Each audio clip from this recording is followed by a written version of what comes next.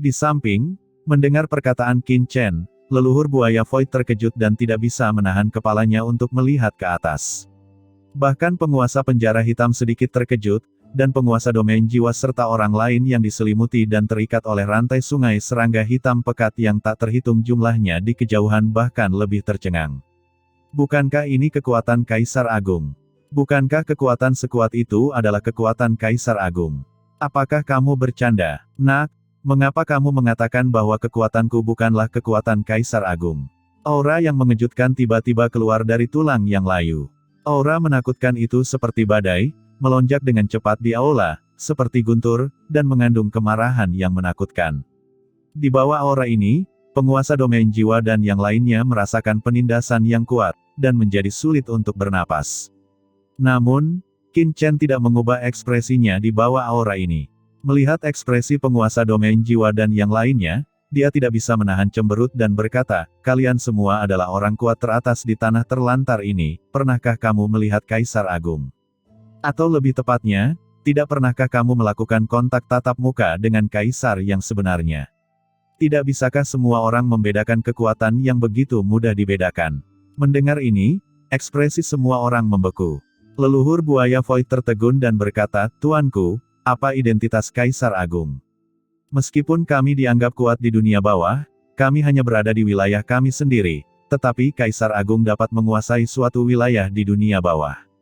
Meskipun kami semua pernah melihat Kaisar Agung sebelumnya, tetapi kami hanya melihatnya dari kejauhan, bagaimana kami bisa merasakan kekuatan Kaisar Agung dengan begitu jelas?" Penguasa penjara hitam dan yang lainnya juga tersenyum pahit. Di mata orang luar, status mereka kelas 1 di dunia bawah, dan nyatanya sama saja, mereka bukannya tak tertandingi di dunia, tapi mereka juga merajalela. Namun di hadapan Kaisar, tidak berlebihan jika dikatakan bahwa mereka seperti semut. Apalagi bertatap muka dengan Kaisar, bertemu Kaisar pun tidak mudah bagi mereka. Bagaimana mereka bisa merasakan kekuatan Kaisar dengan begitu jelas? Tiba-tiba, seolah memikirkan sesuatu, leluhur buaya Void berkata, "Tuanku, pernahkah Anda berbicara langsung dengan Kaisar? Pernahkah Anda secara pribadi merasakan kekuatan Kaisar?" Tuan Hades di depannya adalah karakter yang harus diikuti, leluhur Wan Guming adalah jenderal dunia bawah di bawah komando Kaisar Yuming. Jelas logis bahwa Tuan Hades ini memiliki latar belakang dari Kaisar Agung dunia bawah. Kalau tidak, dengan identitas leluhur Wan Guming, bagaimana dia bisa tunduk padanya? Memikirkan hal ini, leluhur buaya Void tidak bisa menahan diri untuk tidak memandang Qin Chen dengan takjub. Qin Chen tidak bisa menahan diri untuk tidak menyentuh hidungnya dan memandang penguasa penjara hitam dan yang lainnya dengan rasa kasihan. "Oh, sungguh menyedihkan." Penguasa penjara hitam dan lainnya tercengang. "Itu benar, saya melebih-lebihkan Anda," ucap Qin Chen menghela nafas, "karena Anda akan dipenjara di sini. Tentu saja Anda tidak akan memiliki hubungan apapun dengan Kaisar, jika tidak, Anda tidak akan muncul di sini, apalagi mengenal Kaisar. Anda tidak bisa membedakan kepalsuan pria di depan Anda sebelumnya. Itu bisa dimaafkan." Mendengar ini semua orang terdiam. "Lupakan saja, biarkan aku, Tuan Dunia Bawah, melepas penyamarannya dan melihat siapa orang ini." Setelah kata-kata itu jatuh, Qin Chen terlalu malas untuk berbicara omong kosong, pedang karat misterius langsung diluncurkan, dan cahaya pedang hitam menyerang langsung ke depan. Lancang, ketika tulang yang layu melihat bahwa dia belum bergerak, Qin Chen mengambil inisiatif untuk menyerangnya dengan transendensi rangkap 3 kecil. Dia tiba-tiba menjadi marah. Dengan teriakan marah, tulang yang layu itu mengangkat tangannya, dan serangga hantu hitam pekat di tubuhnya bergegas menuju Qin Chen. Qin Chen mendengus dingin, ekspresi keganasan melintas di matanya. Sungai Laut Mati yang luas melonjak dengan deras dari pedang karat misterius, langsung bertabrakan dengan sungai hitam serangga yang luas, menyebabkan raungan yang memekakkan telinga. Dan cahaya pedang yang diubah oleh pedang karat misterius Qin Chen datang langsung ke tulang-tulang layu di bawah penutup Laut Mati. Melihat cahaya pedang hitam hendak mengenai tengkorak dari tulang yang layu itu tiba-tiba berdiri, dan memblokirnya dengan tulang lengannya yang layu. Serangga hantu hitam yang tak terhitung jumlahnya dengan cepat merangkak melewati lengannya, membentuk lubang hitam pekat dalam sekejap. Dengan keras, cahaya pedang yang diilhami oleh pedang karat misterius milik Qin Chen menghantam perisai serangga gelap dengan keras. "Huff!" Kamu ingin menerobos seranggak pemakan jiwa milikku. Ucap tulang kering itu mencibir, tetapi sebelum cibirannya berhenti, suara mendesis terdengar, dan guntur hitam legam tiba-tiba meletus dari pedang karat misterius milik Qin Chen. Kilatan petir ini dengan cepat menghantam perisai yang terdiri dari serangga hantu, dan serangga hantu yang tak terhitung jumlahnya segera mengeluarkan jeritan yang keras dan tajam, dan dengan cepat berubah menjadi abu hitam di bawah cahaya guntur yang mengerikan. Mereka menghilang dalam sekejap, menampakkan tulang gelap. Apa? Ucap tulang yang layu tiba-tiba menunjukkan ekspresi ngeri, tidak pernah menyangka serangga pemakan jiwa miliknya akan dihancurkan langsung di bawah serangan Qin Chen. Dan ketika dia terkejut, cahaya pedang dari pedang karat misterius Qin Chen telah menghantam tulang hitam yang dia angkat dengan keras. Tulang yang layu itu meraung, dan cahaya hitam yang menyilaukan tiba-tiba menyala di atas tulang hitam yang layu itu, dan tekanan mengerikan meledak dalam sekejap. Saat berikutnya, cahaya pedang dari pedang karat misterius bertabrakan dengan tulang yang layu, dan terdengar suara teredam seperti pemukulan kulit. Tulang yang layu tiba-tiba bergetar dan mundur beberapa langkah. Dia memandangi lengan tulangnya dengan tidak percaya. Lengannya terbelah menjadi jurang yang panjang, memperlihatkan celah yang sangat besar. Apakah semua pembudidaya hantu begitu kuat sekarang? Bagaimana transendensi rangkap 3 bisa mematahkan tulangnya sendiri? Tidak, itu adalah kekuatan dari pedang tajam ini. Pedang tajam ini mengandung niat membunuh yang mengerikan. Niat membunuh ini tidak bisa dihancurkan dan langsung merobek tulangnya. Tulang layu tiba-tiba merasakan seluruh tubuhnya gemetar, sebelum sempat pulih, ia merasakan kekosongan di sekitarnya mulai memadat, dan ia seolah terjebak dalam rawa. Domain tata ruang, mengapa domainmu begitu kuat di sini? Gumam tulang layu pun semakin kaget. Tanpa pikir panjang, ia menjalankan jiwanya dengan gila-gilaan. Dalam sekejap, sungai serangga yang tak terhitung jumlahnya di sekelilingnya menimbulkan kerusuhan dalam sekejap, dan beberapa jeritan terdengar. Para penguasa area terlarang yang sebelumnya terjerat oleh sungai serangga yang tak terhitung jumlahnya tiba-tiba menunjukkan ekspresi ketakutan, daging dan darah mereka layu, dan semangat mereka dengan cepat menghilang. Dalam sekejap, ia berubah menjadi mayat, tidak peduli apakah itu jiwa atau sumbernya, ia tertelan seluruhnya.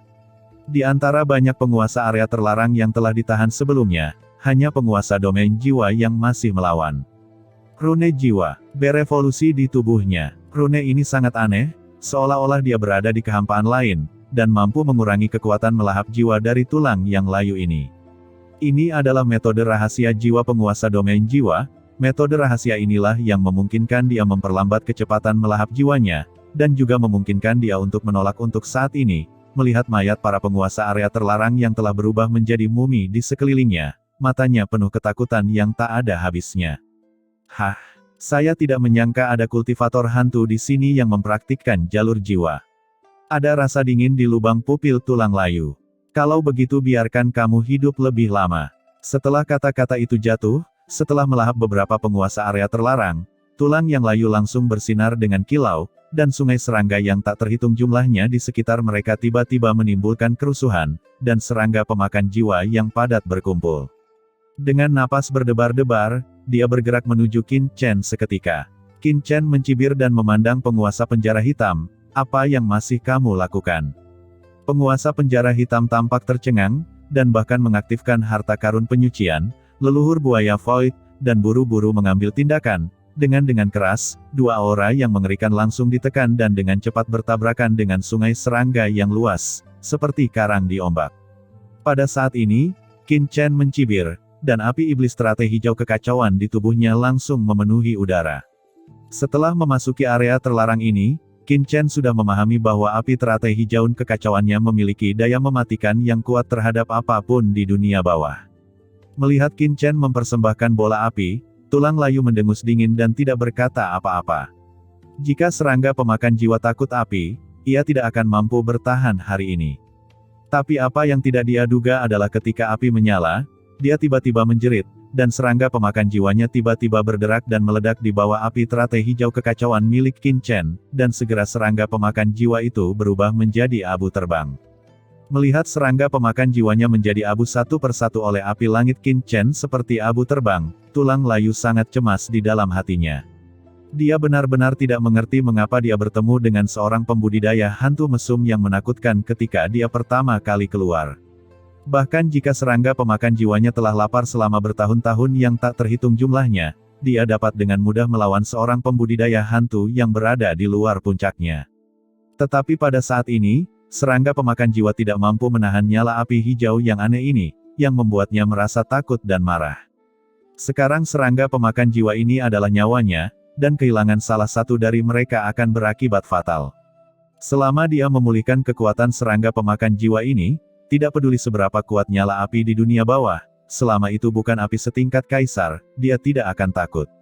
Bagaimana serangga pemakan jiwa ini bisa mati di sini dengan begitu mudah? Nyala api macam apa ini? Dengan keterkejutan dan kemarahan di dalam hatinya, tulang yang layu terus melepaskan fluktuasi jiwa yang unik. Dengan ledakan, serangga pemakan jiwa yang tak terhitung jumlahnya yang memenuhi seluruh aula tiba-tiba melakukan kerusuhan, dan serangga pemakan jiwa yang memenuhi langit berubah menjadi sangat luas. Dalam sekejap, dia kembali ke tubuh tulang layu, membentuk pusaran air seperti badai. Dengan raungan marah, pusaran air sungai serangga yang tak terhitung jumlahnya menyapu Qin Chen dengan putus asa. Kali ini, jumlah serangga di sungai dan lautan puluhan kali lebih banyak dari yang dihadapi Qin Chen di awal. Serangga hitam yang padat, hampir menutupi dunia. Melihat serangga dunia bawah ini, Qin Chen tiba-tiba teringat pemandangan ketika dia berada di benua Tianwu, membawa Xiao Yi dan Xiao Huo bersama mereka untuk menyapu benua Tianwu. Saat ini, Xiao Yi dan Xiao Huo sedang tertidur di dunia kekacauan, hal ini dikarenakan mereka tidak memiliki cukup nutrisi untuk memasuki alam transenden. Setelah membunuh Wan Gan Shizun di Istana Raja Hantu, Qin Chen telah menggunakan sumber dan kekuatan serangga spiritual Wan Gan untuk memberi makan Xiao Yi dan Xiao Huo. Tanpa diduga, dalam waktu sesingkat itu, Qin Chen sebenarnya bertemu orang yang disebut Kaisar Serangga Dunia Bawah lagi. Menghadapi serangga gelap yang memenuhi langit, Qin Chen mengaktifkan Chaos Green Lotus Fire secara ekstrim tanpa ragu-ragu. Api yang berkobar seperti lautan langsung menyebar, menutupi dunia ke segala arah. Wajah Qin Chen acuh tak acuh, dan dia mengaktifkan kesadarannya secara ekstrim. Api teratai hijau kekacauan di atas kepalanya langsung meledak seperti matahari yang menyilaukan. Serangga pemakan jiwa yang tak terhitung jumlahnya tiba-tiba mengeluarkan jeritan nyaring dan langsung terbakar menjadi abu yang tak ada habisnya. Tetapi ada terlalu banyak serangga hantu pemakan jiwa di depannya, dan mereka masih bergegas menuju Qin Chen dengan gila, tetapi mereka menjadi abu di bawah nyala api yang mengerikan, dan jalan serangga yang unik menyebar ke seluruh dunia. Melihat pemandangan ini, tulang layu di depannya gemetar karena terkejut dan marah, dan sedikit ketakutan muncul di dalam hatinya. Jika dia terus bertarung seperti ini, dia mungkin akan kehilangan semua serangga pemakan jiwanya dan masih tidak mampu menembus pertahanan api pihak lain. Memikirkan hal ini, tulang layu menjadi marah dan segera ingin meninggalkan tempat ini. Sekarang dia benar-benar tidak ingin bertarung dengan Qin Chen di sini. Pembudidaya hantu transenden rangkap 3 muda ini sangat aneh. Dia tidak hanya melihat konspirasinya sendiri sekaligus, dia bahkan mampu mengerahkan domainnya sendiri di sini, menekan dirinya sendiri sampai batas tertentu. Yang lebih menakutkan adalah nyala api yang dia ditampilkan. Bagaimana dia bisa melakukan penindasan yang begitu mengerikan terhadap serangga pemakan jiwa miliknya? Sementara tulang kering dengan panik mendesak serangga hantu pemakan jiwa yang tak terhitung jumlahnya di sekitarnya, dan pada saat yang sama tiba-tiba mengambil langkah maju. Pada tulang layu yang gelap, ada seberkas cahaya jiwa yang aneh, dan pada saat yang sama, aura spasial yang unik memenuhi udara. Kekosongan di sekitarnya tiba-tiba menjadi terdistorsi secara perlahan. Qin Chen segera merasakan tulang yang layu itu sepertinya berusaha melarikan diri. Qin Chen tiba-tiba mencibir, "Bukankah kamu mengatakan bahwa kamu adalah Kaisar Serangga Dunia Bawah yang bermartabat? Mengapa begitu cepat kamu tidak bisa bertahan dan ingin melarikan diri?" "Huff, meskipun kamu benar-benar seorang kaisar yang hebat, mungkin kamu adalah seorang kaisar yang melarikan diri." Mendengar ejekan Qin Chen, ekspresi tulang layu ini menjadi marah. Namun, dia baru saja bangun. Bahkan jika dia diejek oleh Qin Chen, dia tidak peduli dengan wajahnya dan meningkatkan rangsangannya terhadap sekitarnya. Kekuatan ruang yang menakutkan memenuhi udara dan menyelimuti dirinya sepenuhnya. Namun, pada saat tubuhnya hendak dibawa pergi oleh kekuatan luar angkasa, Qin Chen tiba-tiba mengambil langkah maju, dan pedang karat misterius itu dikorbankan lagi. Kali ini Qin Chen dengan gila mengaktifkan pedang karat misterius, dan guntur Dewa Penghakiman juga diaktifkan dalam sekejap. Setelah akhirnya bertemu dengan seorang pria di sini, bagaimana Qin Chen bisa membiarkannya melarikan diri? Ini adalah kesempatan. Bahkan jika kesadarannya terluka, dia akan mempertahankannya. Suara seperti guntur tiba-tiba bergema di langit dan bumi, dan semua orang di aula melihat dengan ngeri bahwa petir hitam, seperti bencana, menghantam dari kehampaan, dan menghantam tulang layu dalam sekejap. Dengan keras, kekosongan di mana tulang layu berada secara langsung terdistorsi, dan kekuatan ruang yang terbentuk di sekitarnya hancur dalam sekejap, dan guntur gelap itu seperti senjata petir, langsung mengenai kepala tulang layu itu. Dengan sekali klik, retakan tiba-tiba muncul di tengkorak yang layu, dan jiwa di dalam tengkorak itu menjerit ketakutan dan marah, seluruh tubuhnya langsung jatuh dari kehampaan dan menghantam tanah dengan keras. Saat dia jatuh ke tanah, tulang layu bangkit dalam sekejap, dan jiwanya menjadi semakin ketakutan. Dia tidak pernah menyangka bahwa Qin Chen akan langsung mematahkan metode pelariannya. Guntur macam apa ini? Kenapa bisa dipicu di aula ini? Ada ketakutan dan kemarahan yang tak ada habisnya di pupil gelap tulang layu, dan tulang layu benar-benar ketakutan kali ini. Di aula ini, banyak kekuatan akan ditekan. Guntur seperti ini tidak akan pernah bisa diilhami di sini, dan alasan mengapa dia dapat mengaktifkan ruang di sekitarnya adalah karena dia telah berlatih di sini selama bertahun-tahun yang tak terhitung jumlahnya, dan sudah ada sedikit keakraban dengan aturan kehampaan di sini. Tapi orang di depannya ini sebenarnya bisa mengaktifkan kekuatan guntur, jadi bagaimana dia tidak kaget dan marah. Saat dia ketakutan, Qin Chen mengangkat tangannya dan beberapa guntur gelap menimpa. Tulang layu buru-buru memblokir dengan serangga pemakan jiwa di depannya, tapi kali ini, serangga pemakan jiwa bahkan lebih tak tertahankan lagi, dan langsung berubah menjadi ampas di bawah guntur gelap yang dilepaskan oleh Qin Chen, dan sambaran guntur setipis jari terus meledak pada tengkorak yang layu. Ada suara erangan di tengkorak, dan retakan di tengkorak yang layu menjadi semakin lebar. Tulang layu merasakan sakit yang merobek jiwanya, dan tengkoraknya bisa hancur kapan saja. Dia merasakan keputusasaan total di dalam hatinya, dan seluruh tubuhnya tidak bisa menahan gemetar. Dia adalah kerangka tanpa daging dan darah, begitu tengkoraknya diledakkan, kekuatan guntur gelap langsung membombardir jiwanya, dia pasti akan hancur dan mati tanpa terlihat. Tuan, hentikan. Ada yang ingin saya katakan. Ini salah paham. Itu semua salah paham. Ucap tulang layu tidak lagi peduli untuk melawan, dan memanggil serangga pemakan jiwa yang tak terhitung jumlahnya ke sisinya, berteriak dengan tergesa-gesa dan ketakutan. Saat menghadapi kematian, dia langsung memilih mengaku kalah. Langit yang penuh dengan serangga hantu pemakan jiwa mengelilinginya. Dibandingkan dengan jumlah yang sangat banyak di awal, sekarang hanya tersisa sekitar sepertiga. Momentumnya jelas jauh lebih lemah, dan sorot matanya ketika dia melihat ke arah Qin Chen bahkan lebih memancarkan sedikit rasa takut dan putus asa. Kesalahpahaman. Kesalahpahaman apa? Ucap Qin Chen mencibir, tetapi tidak terus mengambil tindakan, dia hanya mengembunkan guntur hitam legam yang lebih mengerikan di depannya, membuat suara berderak yang keras. Melihat guntur yang lebat ini, tulang layu itu tiba-tiba bergerak-gerak, bagaimana jika guntur setebal itu menyambarnya? Kepalanya mungkin terbelah dalam sekejap. Dia diam-diam membencinya di dalam hatinya. Jika dia berada di masa jayanya, bagaimana dia bisa begitu rendah hati? Namun kini dia akhirnya terbangun. Meski selamat, tulangnya sudah sangat lemah dan tidak mampu lagi menahan benturan yang lebih keras.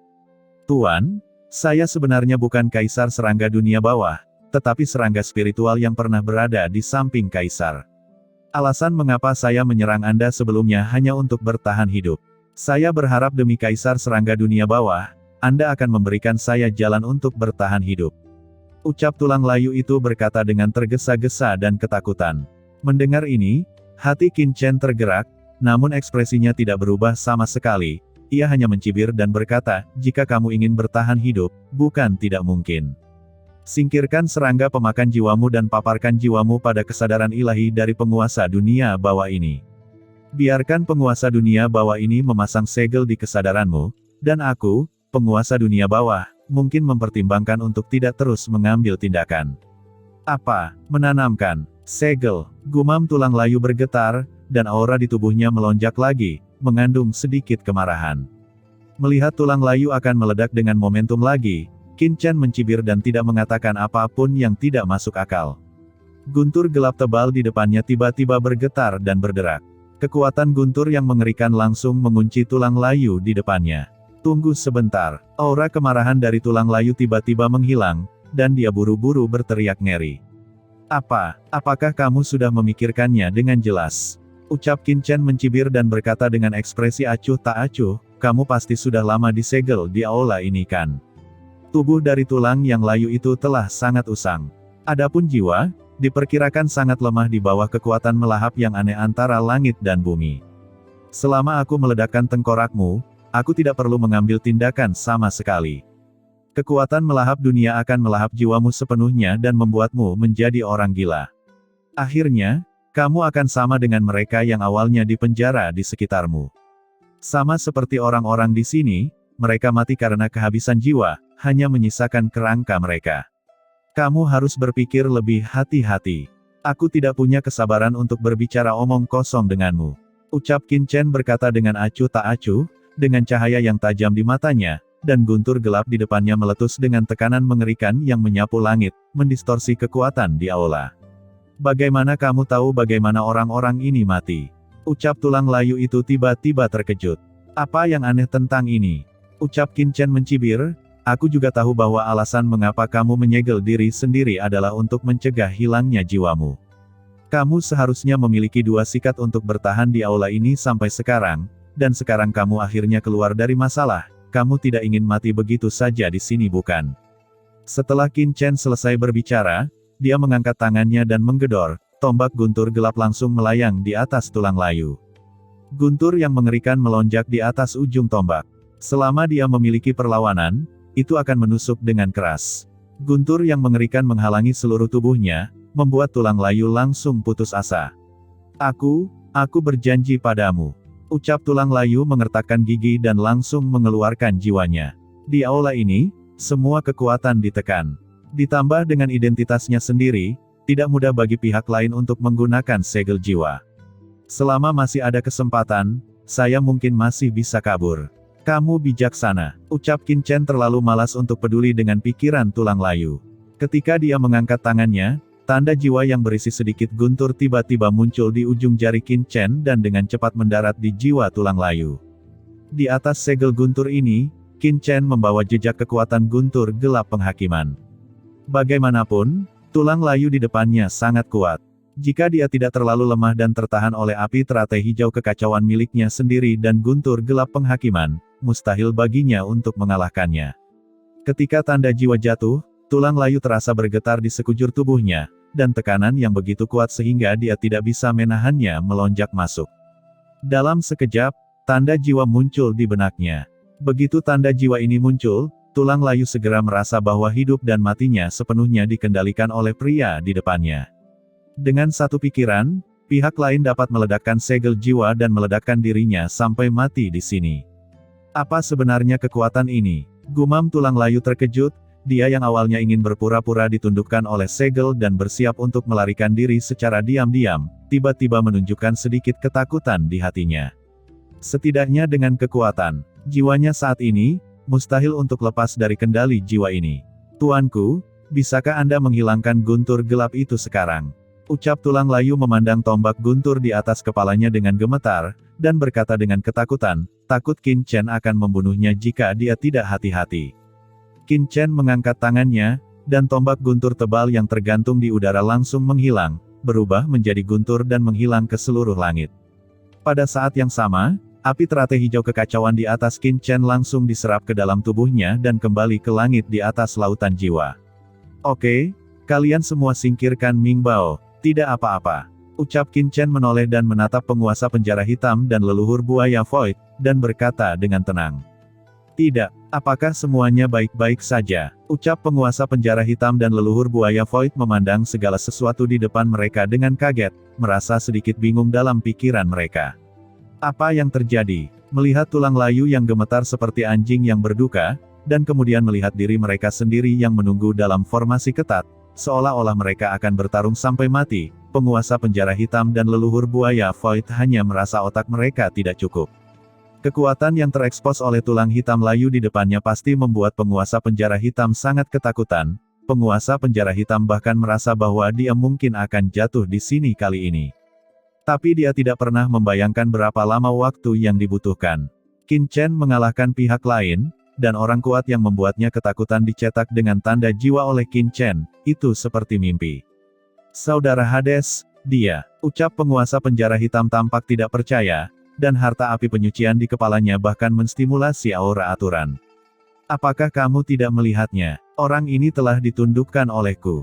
Ucap Qin Chen melirik mereka berdua, jika kamu terluka sebelumnya, cepat dan sembuhkan lukanya, jika tidak, jiwa akan dimakan terlalu banyak, seperti Raja Hantu bergigi raksasa, jika kamu menjadi gila, aku khawatir tidak ada yang bisa menyelamatkanmu. Ya, ucap penguasa penjara hitam mengangguk dengan tergesa-gesa. Ada apa dengan Raja Hantu gigi besar? Ucap buaya Void tertegun, namun dengan bijak ia tidak terus bertanya, melainkan buru-buru duduk bersila dan mulai menyembuhkan lukanya. Serangan tulang layu sebelumnya telah menyebabkan kerusakan parah padanya, dan dia perlu dirawat sesegera mungkin.